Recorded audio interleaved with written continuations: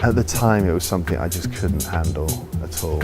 I was such a shy person when I was younger. I think I still hold a bit of a grudge against the guy who called me the Son of God.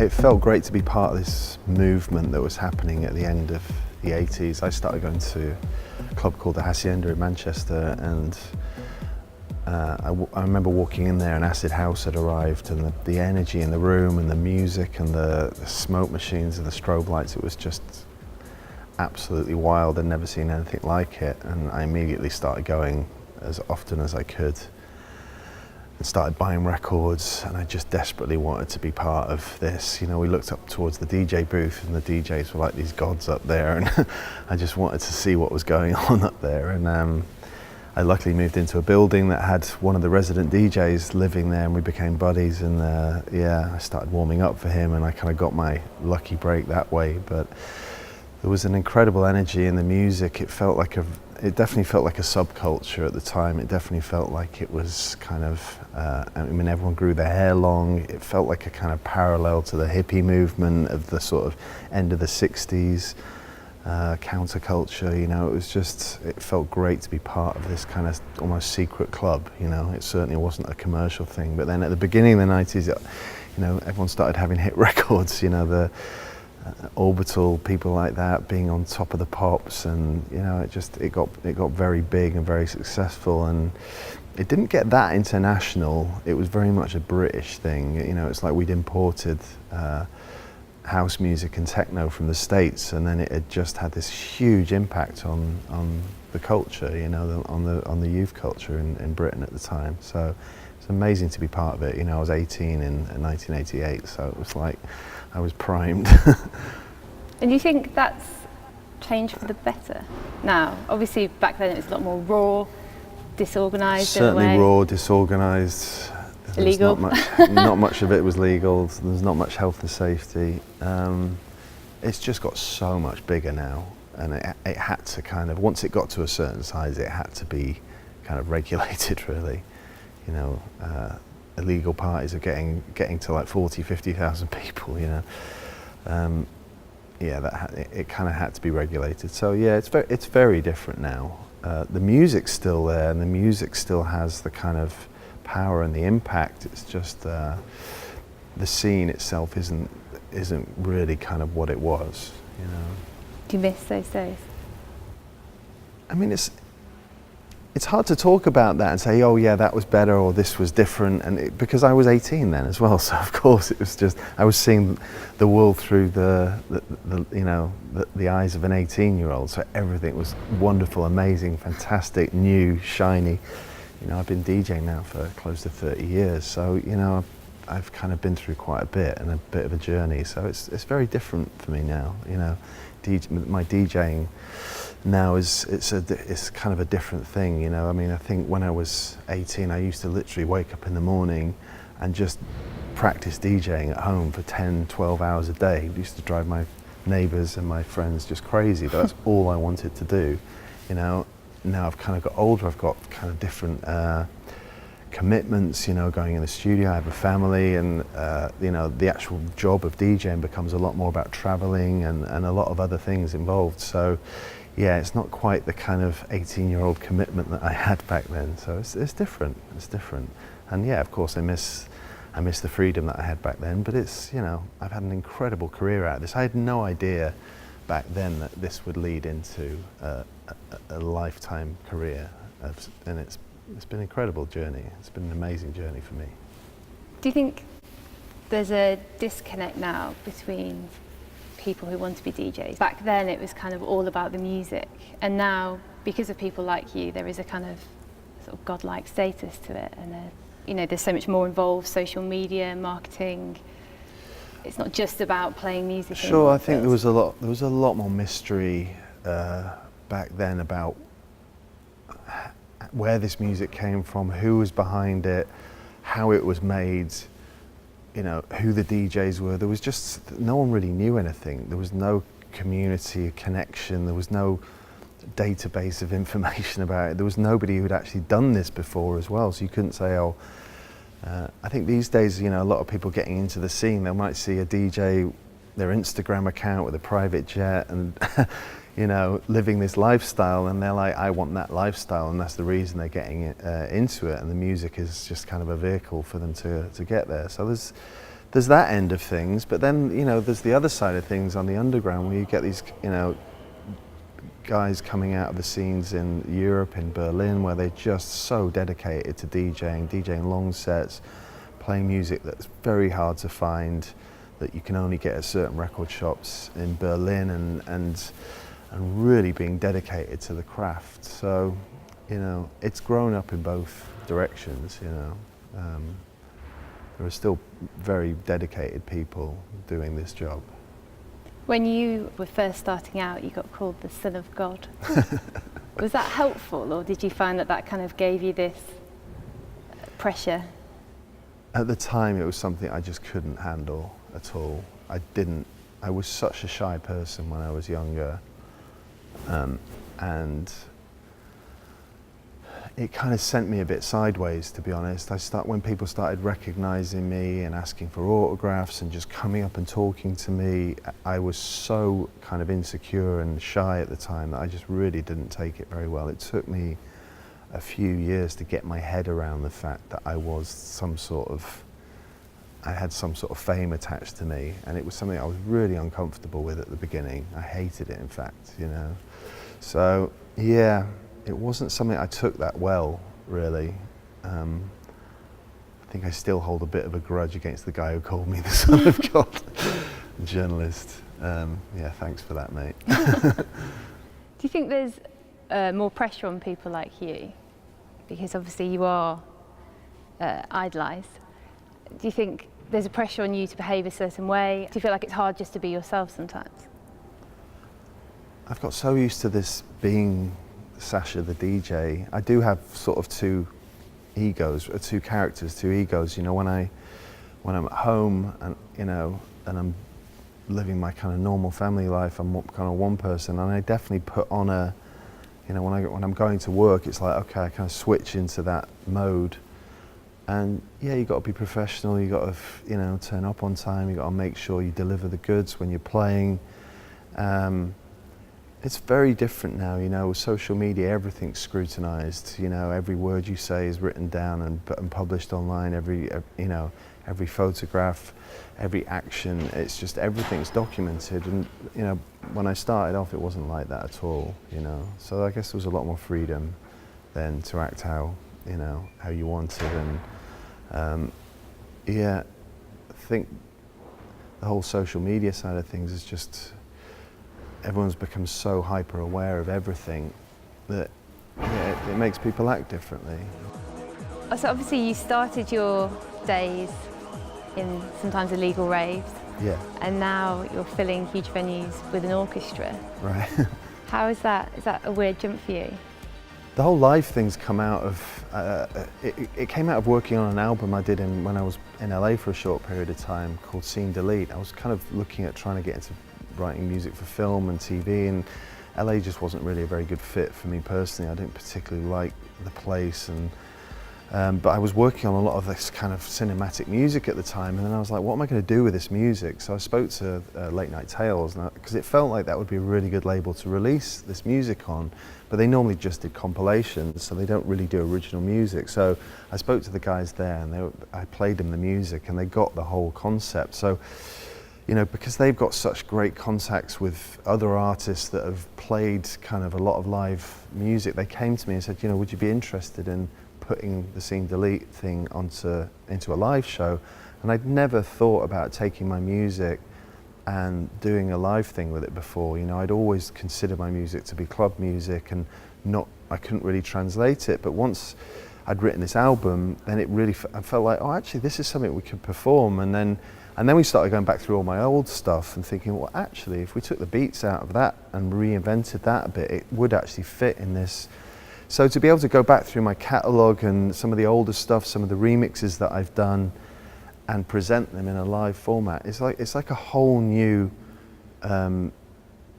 it's a whole new direction for my career. So it's, you know, 30 years in, to my DJing career, to suddenly have a whole new creative outlet and a new place to focus on is just such an amazing gift that I've got, that I've been given, you know, to be able to do this. And it's so exciting. I mean, I'm just spending a lot of time in the studio at the moment working on new music for the next round of live shows here in Brixton, and it's just, you know, I just feel like I've been given this amazing new opportunity, and at this point in my career it's just phenomenal. So yeah, I'm kind of glad I didn't do it all those years ago, and that it's kind of happened now, really. And do you find that the people that are coming are people sort of like old fans, like fans that have been with you the whole journey, or do you think There's definitely an element of that, you know. There's definitely some of the, especially the first shows that we did, there were people that were coming out, and that, you know, especially when we played some of the older stuff, they really liked that. But you know, people are coming out to hear the new music as well, and it's, you know, it's a mixed crowd. But there's definitely an element of people coming out because they want to hear some of the older classics. Because I never play classics. I never do sort of classics DJ sets, and I did one for the Train Spotting premiere in Berlin last year and got to play a load of like 1990s music. But it's something I really don't dig into very much. I get asked all the time to do Why is that? Classic sets. I don't know. I just don't. It doesn't feel comfortable going back. The reason I did the Train Spotting one is because they were really specific. They're like, we want the music that would have been played when the first Train Spotting film came out.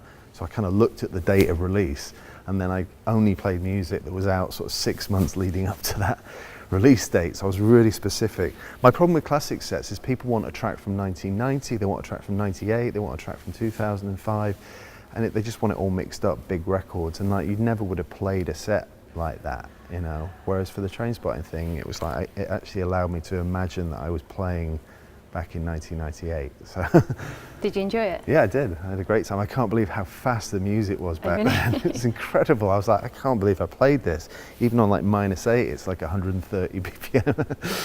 It's funny. Nowadays there's a kind of such a wide scale of dance music, Yeah. including things like EDM, which is obviously a lot more commercial, a lot more pop. Yeah. Do you think that kind of music's helpful for the sort of wider scene? And you know, the big artists like Steve Aoki and Yeah, I mean, the thing that's happened really is that a lot of those electronic music festivals have become so big, you know, and the main stage is they are booking, I mean, they're pop acts, some of the EDM artists, you know, they're pop stars, pop acts, they're having big records on the Billboard chart in the States, and that's you know, they're doing well on the pop front, so they're getting booked on the main stage, but you know, that means that a lot of people are coming to those dance music festivals. The underground stages are getting fantastic production, and you know, there's a huge movement. You know, there's a huge movement with techno. There's some just boutique techno festivals that are sort of pulling in 15, 20, 25,000 people. So it's really healthy. You know, I don't particularly like the EDM music, but it's, you know, it's all part of it at the moment, and it's all pretty healthy on both ends of the spectrum. So I can't really complain. I don't have to like it. so that's very healthy. What's your take on clubbing in the UK? Obviously, there's been quite a few club closures in the last decade. Yep, there's been a few club closures. There's also been some openings as well, and you know, it's hard when a venue closes that you have such a historical attachment to. You know, I look at Space in Ibiza, for example, 27 years. It was my first club that I really loved when I first went to Ibiza, and it's the club that, you know, probably my favourite place to play in Ibiza over the years, and it's gone now, and it's tough. I can't even drive past the building really without feeling weird about it. But that just happens, you know. Usually the gentrification of a poorer area is usually the response, you know, that's responsible for clubs shutting down, and that's always going to happen. There's some great venues in London right now. Printworks is doing fantastic, 338. You know, so I know there've been venues shut down, but it seems pretty healthy. The thing I've noticed though, it's really hard for a lot of these, and it always has been, but it's even harder now, I think, for any club that has a regular schedule to function in the summertime. You know, there's so many festivals on, but you know, a lot of the festivals are catering for dance music, and yeah, there's a lot of access to it all over the UK. But I think in general the scene's pretty damn healthy. It's not quite as provincial as it used to be. When I first started DJing, I could kind of fill 3 months of my diary just going around the UK, playing in Bristol and yeah, you know, Newquay, you know, all over different places in Scotland. It's not quite as provincial as it used to be. People definitely kind of lean towards the bigger cities. Why do you think that is? I think the venues are probably the reason. You know, there's a great venue in Birmingham called Crane, you know, like I said, Printworks and Fabric in London. They can just get the lineups. And I also think that now that the scene's become so much more international, there was a period of time where I wasn't really traveling that much. So kind of, you know, playing in the UK was kind of my circuit. And then suddenly I'm getting booked in America and Australia, South America, Asia. So it's just, I think it's hard for those provincial clubs to pull in the talent, really, you know. You've done a lot with Fabric before. Yes. And they almost shut down. They almost shut down, but yeah, the public response to that was amazing, actually. It was great to see you know, a response like that actually have an effect. It was great. Were you worried for a time that that would be the end Yeah, of I thought Fabric? it was done. I really thought it was done. I had no idea that the power of the public getting behind petitions and turning up at hearings would actually have the effect. I thought the decision had already been made and it was done and I wouldn't ever get to play there again. So the fact that last month I got to play my Fabric, I released a Fabric CD number 99 and we did a launch party there and I played all night. And it's probably the best night I've had in there in 10 years. It was just incredible, the atmosphere, and just, it was like the old Fabric days when it first opened, so it's fantastic it hasn't gone. There seems in the UK at least to be a kind of push from the clubbing society at least to look at drugs from a sort of harm prevention kind of way rather than a we must stop this now. Do you think that needs to happen? I think there's a lot of things happening right now within our industry, the music industry in general, that are positive things. I think anything that can help people take care of themselves, awareness, testing stations, so that people don't take stuff that's, you know, really bad, because I know there's just some terrible stuff being made and there's been some awful tragedies recently. So anything that helps people protect themselves. And then there's the awareness on the mental health side of things. I think there's been a big conversation happened recently, you know, again off the back of a terrible tragedy, you know, with Avicii's passing, but it's opened up a dialogue that just wasn't there before, you know. I mean, I've had some personal issues on the road with anxiety attacks and dealing with stress when I've been DJing over the years, but you know, that's my personal story really, and it's not something I want to kind of wave a flag about, but I think it's great that people are feeling like they can talk about things right now, because that wasn't actually there before. I think people felt embarrassed or ashamed to talk about things that were going on, issues that they were having, because it can be a brutal lifestyle being on the road. There's a lot of isolation. And there's a lot of very late nights and very little sleep, and you know, you've kind of got to be in the, you know, you've got to learn how to protect yourself, you know. So the dialogues that are happening at the moment, I think, are giving people some tools, which is great. Is that something that you had to learn the hard way? Yeah, I had a few bumps in the road. Yeah. And do you think there's enough out there for, I guess, men as well as DJs? There is still that stigma of. Yeah, but I think the stigma's been lifted quite a lot over the last 12 months. You know, IMS in Ibiza this year also ran a kind of wellness, a wellness kind of meeting of heads alongside the music conference there, and it was very well attended. And it just feels like people are talking about things and not feeling ashamed to talk about kind of issues, and that's just great, because you know, obviously some of this stuff is difficult to talk about. You know, especially for men.